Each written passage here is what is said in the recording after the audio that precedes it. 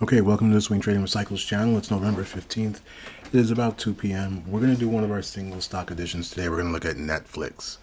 So Netflix is one of those, many stocks have gotten trashed. This thing had an all-time high of just over $700, and we're down here at around 306. Although it did make it all the way down to, 162. So it's almost doubled off the bottom, which was, what was that, in May. So this is a good example of a situation where you're not super early, but you're also by no means late, right? And so let's start with the long-term chart. So this is your annual chart, as we usually do here on this channel. So it's all about price action here, and on multiple time frames, we like to look at the big picture time frame, and that is the yearly chart, the annual chart. That's where each candle here is an entire year of price action. So this candle here is 2022, right? And you can see we've got a pretty dramatic lower wick. As I always say, a lower wick on any candle means there's a rally happening on a lower time frame. Since this is a yearly chart, that rally is happening on the lower time frame in question is like the quarterly chart, the monthly charts, the weekly charts, the daily, etc. So this tells you a lot. The other thing that I would want you to notice about this candle is that it is set up to open as an inside year next year. Now, obviously, we've got a little bit of trading to go, a whole month. But let's say we don't change too dramatically from where we are here, right? Let's say maybe we get up to like here. That would set us up to open like right there, right? Which means we're going to be almost certainly inside the range. And that's why I would say this video, again, being recorded on November 15th, 2022, but it's going to be applicable for months to come, quarters to come, because we're talking about the big picture. So we could just be kind of bouncing around in here. So that range is all the way up to 609.99. So 610 basically, right? So like that's obviously a huge range, right? And it doesn't mean we have to go to the top end of that by any means, or the low end of that, which is the 166 that, or what is that exactly? 162.71 that we talked about, right? Let's just call it 163. Why split hairs, right?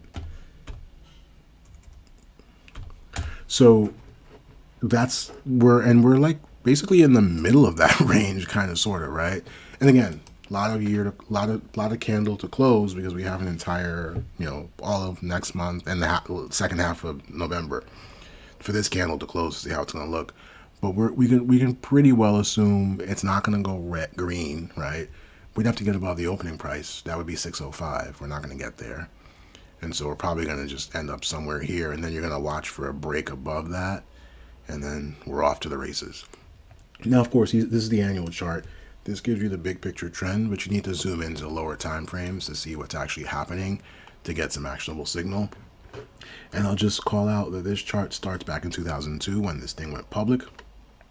And you can see that was a red year. But since then, it's just been up only, right? Now, you had this period in 2006, 2007, 2008, aka the global financial crisis kind of era where you really didn't do much of anything. You just kind of consolidated in here, and then you went up, and then you had your big year of 2011 where it looked like we were going to create a swing high.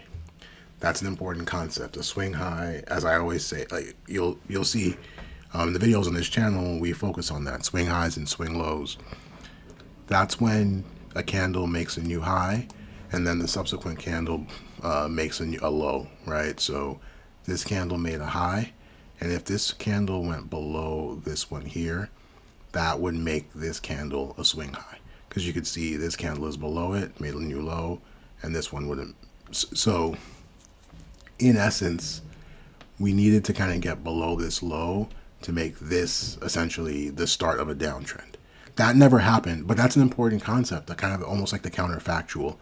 And you can see, right, like what would have happened if this would have continued to get downside. Here, you can see we have a massive swing low, or excuse me, swing high in place, right? This candle here is a swing high. How is it a swing high? Because it made a new high, right? This candle made a new high at $700.99. higher than this candle, and then the next candle made a new low below the low that marks this candle. So once we went below, the low of this candle is 478. So once we went below 478, that created the swing high. And you can imagine that 478 level is probably going to be significant on the way up. That's an area where one might be looking to take profits, for instance. You might expect some resistance. And I say area, zone, not necessarily like that exact level, sort of to the dot. So that's going to be interesting to kind of watch for. But we're obviously way below that. We're down here closer to 300.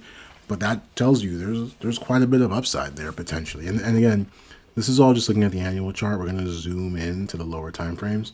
Let's do that now. We'll go to the monthly. Or actually, let's go to the quarterly first. So just to orient you first off, this line here is the 50 period moving average. And so basically, in this case, it's the 50 quarter moving average because this is a quarterly chart, right? And so 50 quarters comes out to about 12 and a half years. So this is essentially the average price the stock has been for the last 12 and a half years. And you'll notice it doesn't actually start until, when is that? Like 2014, because we didn't have 12 and a half years of history before that, right? Like it literally needs to trade for that long for this moving average to even start to get recorded. But notice what happened. We actually broke down below it. We closed below it, right? We closed below it in Q2 of this year, this big red candle, which was followed through from the Q1 candle. And notice, remember when we talked about that swing high on the yearly? This is the multiple time frame analysis part, folks. This is a big part of the edge. That's what caused the swing high. I mean, look at that quarterly candle. Ugly, doji, shooter candle. And remember when I said when we went below 468, that created a swing high. This is the important concept of zooming into the lower time frames, in this case, the quarterly versus the annual. In this case, the swing high actually is activated below 581. So that's a full $100 above the yearly swing high. And so you didn't need to wait for it to go below 481 to get out. You could have gotten out at 581. And then we find ourselves down here at 300. And obviously we went all the way down to 163. So you could have saved yourself a lot of money following that signal. Very important signal. And now we have the exact opposite of the swing high, which is a swing low. That's when a candle makes a low, then the subsequent candle makes a high above that candle. So in this case, it's not quite a swing low just yet, and I'll explain why. So this candle marks the low, you can see, and again, that actually closed below the 50-month moving average. The subsequent month, and what month was that? That was April. Excuse me, these are not months, these are quarters. So this is Q2, and this is the Q3 candle, which just closed at the end of, just closed at the end of September. So we did not make a new low, but we also didn't make a new high. So what is that? It's an inside candle. And we are now inside the range of the big red candle from Q2. That's important to know. The high of that candle is 396, right? So Q3 didn't make a new high, didn't make a new low, really just kind of consolidated at the lower end of the range from this. But now in Q4, we're getting follow through. What is that? What do I mean by follow through? Well, look at that. We made a new high, right? That's what it means to start making higher highs. That's a higher high. And once we go above this, that will make this candle a swing low, a quarterly swing low of this whole move. And that will signal we're ready to move, we're in business. I'd say this higher high on the quarterly chart is a signal enough for you. I'm definitely long this name here. And there were earlier signals on the monthly and even the weekly, which we'll walk through. But now that you're getting this signal on the quarterly, that's a pretty solid buy signal. And if anything, if we make it through here, maybe that's when you add. That'll just give you more confirmation. But I don't think you need to wait for the move to 400 here, or I should say, at least I'm not. And just to sort of drive home the point, these are previous swing lows, right? You can see them. You can see what happens to price after, and you can see what happens to price after the swing highs, right? This has all happened before. It will all happen again at some point in the future. It's our job to take advantage of it now. We're trying to recover. And if it ends up that we don't make it all the way up this mountain, because this is a mountain, make no mistake about it, there'll be clear areas to place stops, and you even use a trailing stop to protect profits. So let's look at a monthly chart. So this same line is a 50 period moving average. In this case, it's the monthly chart. So it's a 50-month moving average. So much shorter. It's about 5 years, right? 48 months. And you can see we're way below that, right? And it's actually started to curl lower.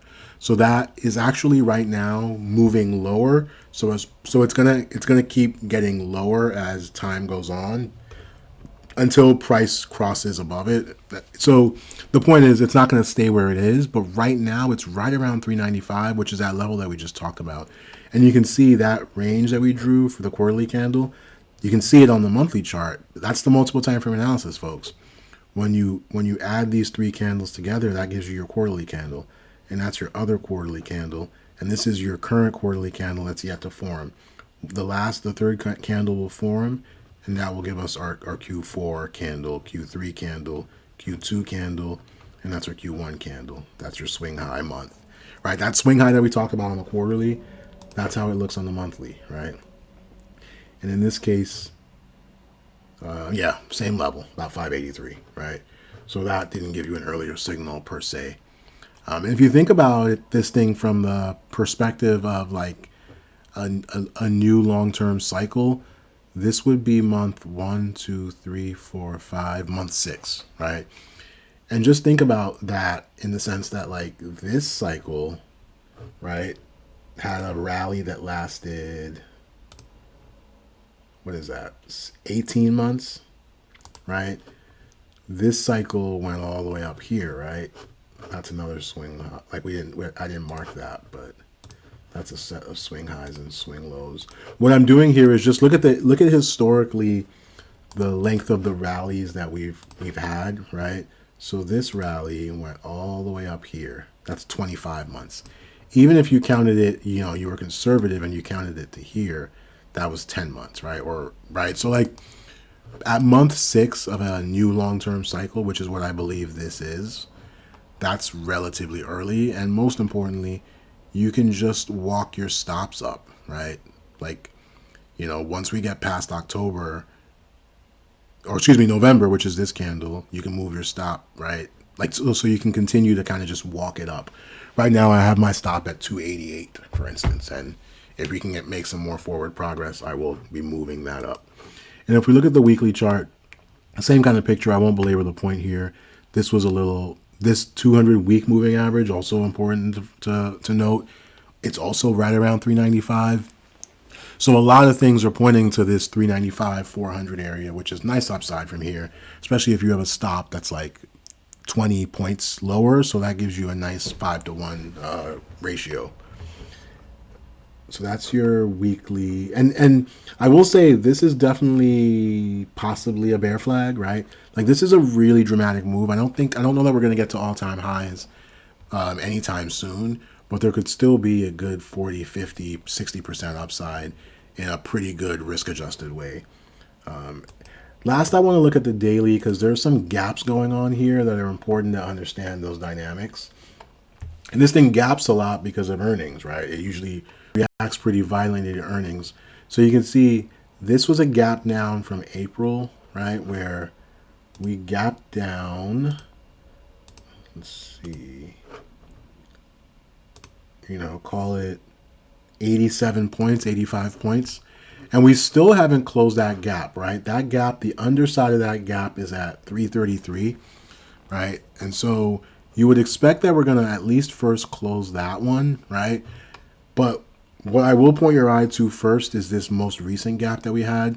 So this was a gap down, to be clear, right? Market did not like the earnings. This was a gap up. Market did like the earnings. So I'll draw a line there right?